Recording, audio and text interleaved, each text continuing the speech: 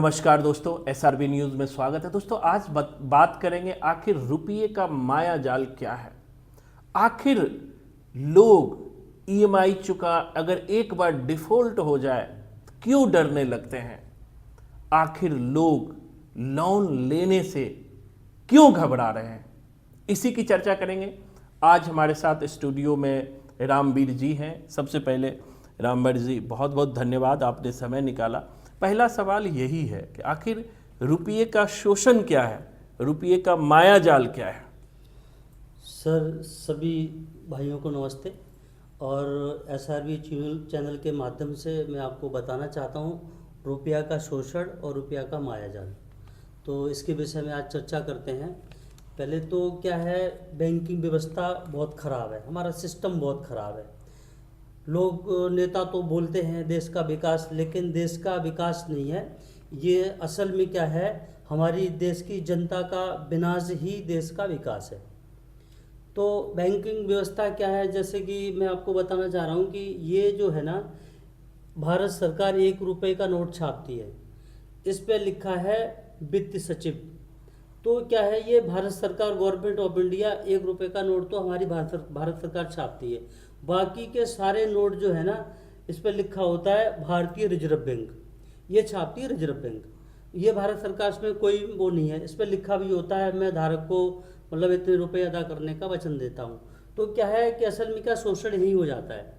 अब रही बात, लोग लोन जो लेते हैं और लोन से वंचित कैसे हैं, वो लोग डरते क्यों हैं। क्योंकि जब भी कोई बैंक होम लोन देती है या मतलब किसी व्हीकल पे लोन देती है, आपने देखा होगा होम लोन तो जैसे कि 15 साल 20 साल का ही होता है।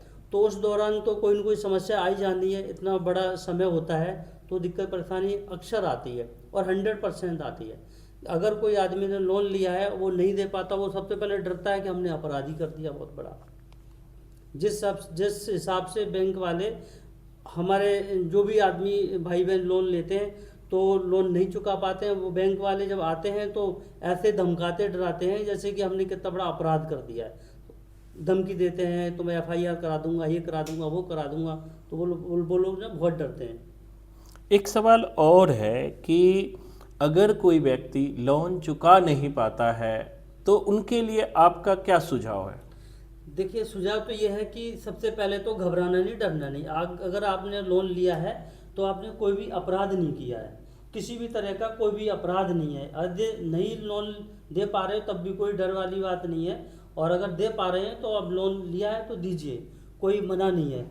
अगर मतलब सही से कोई दिक्कत परेशानी नहीं हो रही, घर में किसी तरह की कोई समस्या नहीं है, आप दीजिए लोन। हम ये नहीं कह रहे बैंक से लोन लिया आप मत दो, लेकिन नहीं दे पा रहे हो तो डरने की कोई ज़रूरत नहीं है। कोई भी गलत कदम उठाने की आवश्यकता नहीं है, और नहीं है तो कोई दिक्कत नहीं, आप लीगल चले जाइए। लीगल जाके बहुत सारे उपाय हैं।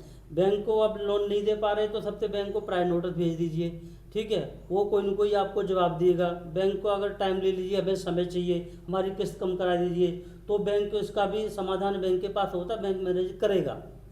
एक सवाल और है कि जब हम बैंक से लोन लेते हैं तो बदले में कुछ ना कुछ रखना पड़ता है। एक सवाल और है सर कि ये रखना पड़ता है लेकिन बैंक उसका तो कुछ नहीं देता है, वो एक रख लेता है।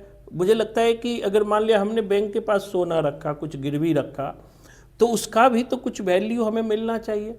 जबकि बैंक अपने लोन पे 10 से 15% के बीच इंटरेस्ट लेती है, तो इस पे आपका क्या राय है सर।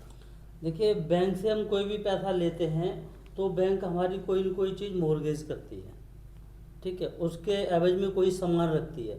तो बैंक ने अब पहले तो हमारे रुपए का एक स्टैंडर्ड था, हर चीज़ का एक स्टैंडर्ड होता है। तो बैंक ने हमारे से जो सामान लेती, बैंक ने कोई भी अपने रुपए का स्टैंडर्ड नहीं रखा है कि हम आपको पैसा देते हैं तो इसका मतलब ये मानक है, ये इसका मापक है। ऐसी बैंकिंग के पास कोई भी व्यवस्था नहीं है। बिल्कुल बिल्कुल। एक सवाल और यहीं पे है कि खास करके जब हम लोन लेते हैं तो उस समय कुछ देखते नहीं हैं, फटाफट साइन करते चले जाते हैं। तो जो अगर कोई नए लोन लेने के बारे में सोच रहे हैं, या जो कभी कभी कहते हैं कि 100% लोन है और हम एक्साइटेड में तो साइन कर देते हैं, लेकिन किन किन बातों को लोन लेने वाले को साइन करने से पहले ध्यान रखना चाहिए?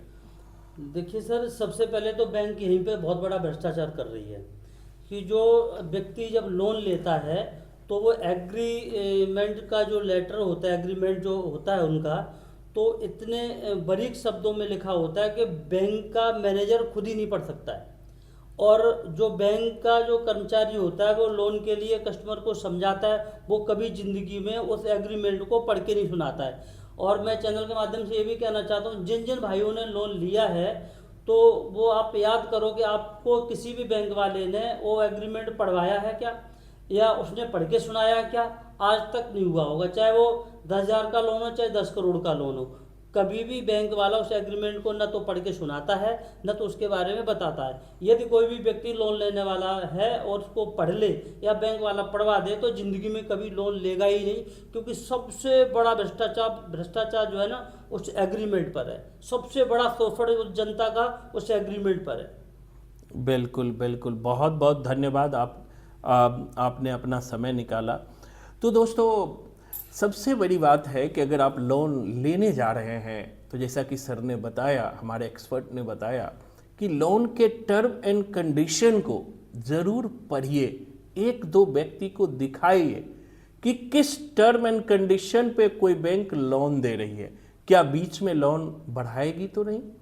या दूसरी बात जो सर ने बताया कि अगर आपने लोन लिया है और बीच में डिफ़ॉल्ट हो जाते हैं तो उनके भी तरीके हैं, उन तरीक़ों से हमें डरने की ज़रूरत नहीं है। हमने अगर लोन लिया है तो समय पर भरेंगे, और अगर नहीं भर पाते हैं तो उसके भी विकल्प है।